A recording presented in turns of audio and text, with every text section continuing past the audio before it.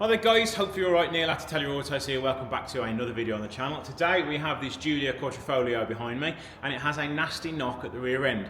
Now I have already done the other side because it was pretty obvious what it was from the test drive.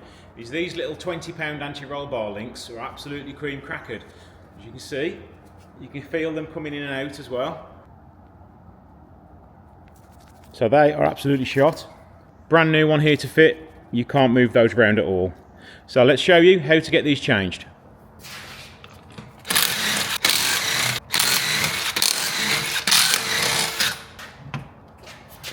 So the anti-roll bars are here. Both the bolts are pointing inwards, so they're a little bit more awkward to get to, but they are fairly straightforward to do.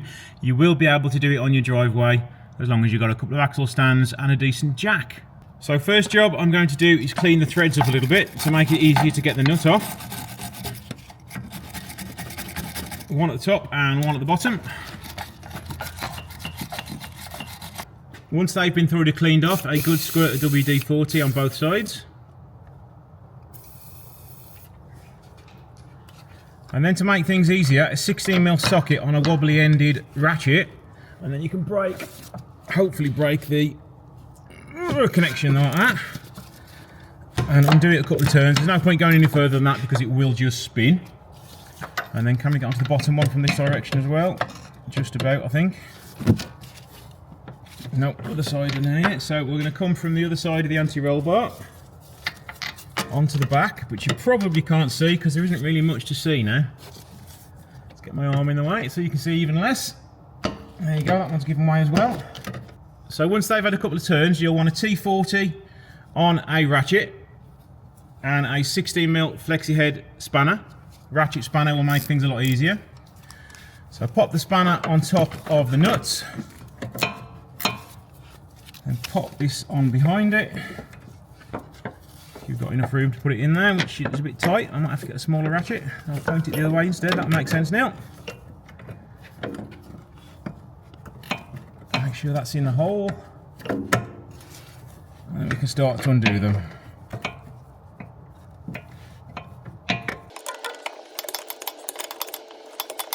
So then after about 5 minutes of undoing it with the spanner, the top one will be loose, so then we can move on to the bottom one.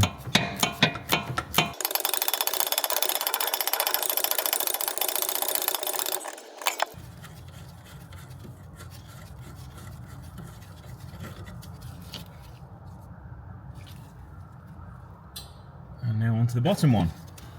Probably better to do it all from the other side.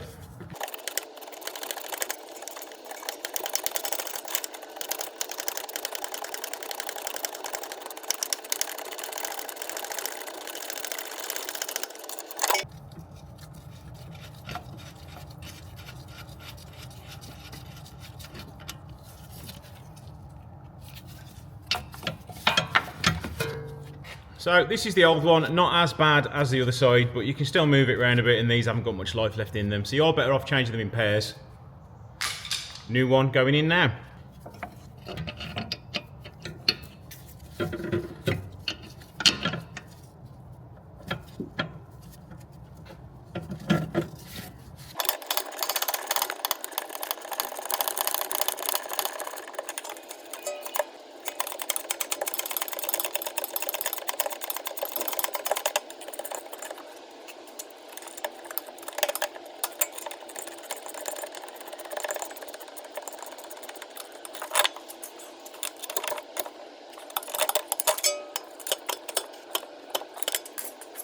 So there you go, that's how you change two anti-roll bar links. Dead easy to do. It is something you can do on your driveway, so don't be afraid of doing it.